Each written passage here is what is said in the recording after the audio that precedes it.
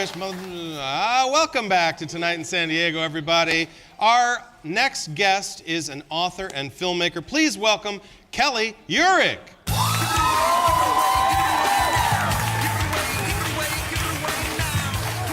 Thank you. Oh, they give you, oh, that's very nice. Yes. So, Kelly, thank you for coming on the show. Welcome. They played a little chili peppers there because Kelly is actually an expert on chili peppers, right? Yes, I am. You wrote a book, your new book, New Mexico Chili's History, Legends, and Lore, which is, that's a cool title. That almost sounds like a Harry Potter themed chili book. But that's fantastic. So what are the legends and lore of chilies? Well, a lot of it has to do with how chilies got brought to New Mexico from the Spanish. And so with that, there's about 400 years of history, especially in New Mexico with our chili peppers that we grow there.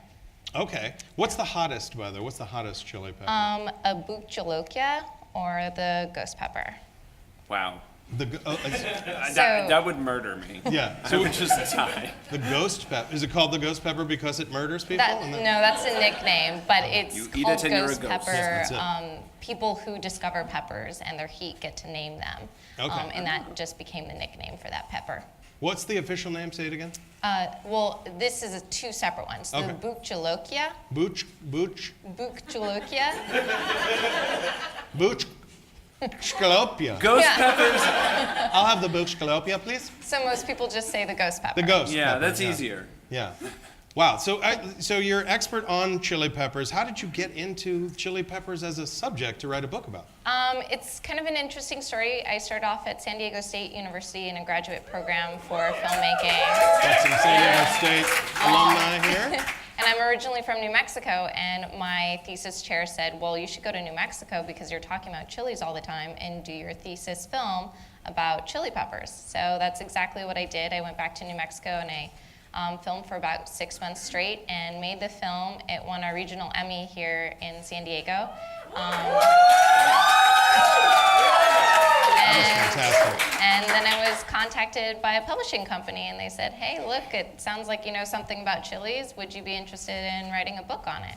So what you're telling me is the movie came before the book. Is that what you're saying? That's what I was saying. Interesting. Interesting. So it's not Harry Potter, it's the other way around.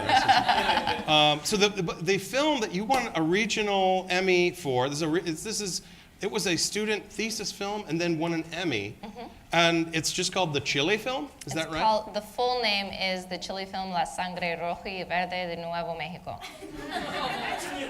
So the Chili Film. The Chili Film. The Chili Film.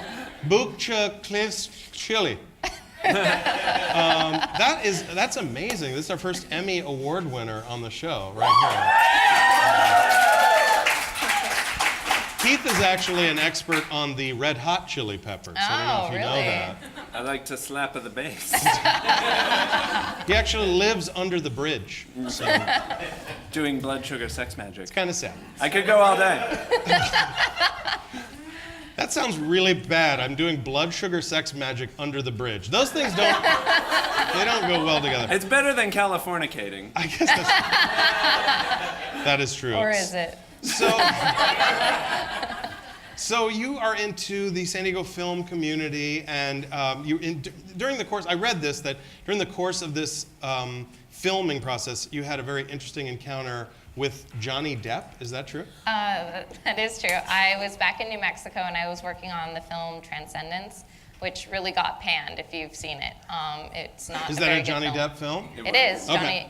Johnny Depp's in it. And him and his posse were outside of my trailer where I was working, and I was working by the construction guys who work in the construction department that build the sets. Okay. And I had been telling them for weeks to not smoke by the trailer because all their cigarette smoke was just getting stuck in the trailer.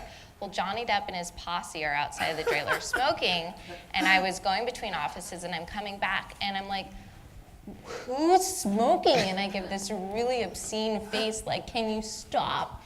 And everyone just goes silent. And I look around, and then I look up, and I realize I was just telling Johnny Depp to like go away. And then I was like, oh my gosh, I'm so sorry. And they just started laughing. We're like, you're good. We'll go away now. Like, You make it sound like he was a teenage hooligan. Get out of here, Johnny Depp! Well, let's be honest. He does dress like a teenage hooligan. Just riding around on a lowrider bike, smoking. Totally. He has more bracelets than your average teenage hooligan, right? So. yeah. Oh, there he goes, right there. So, that is pretty amazing. That was Johnny Depp outside your trailer. And you're like, quit smoking, and he's like, and you just kicked him out. He had like 20 posse members. So how was I supposed to tell them apart? Oh my God, that's so funny.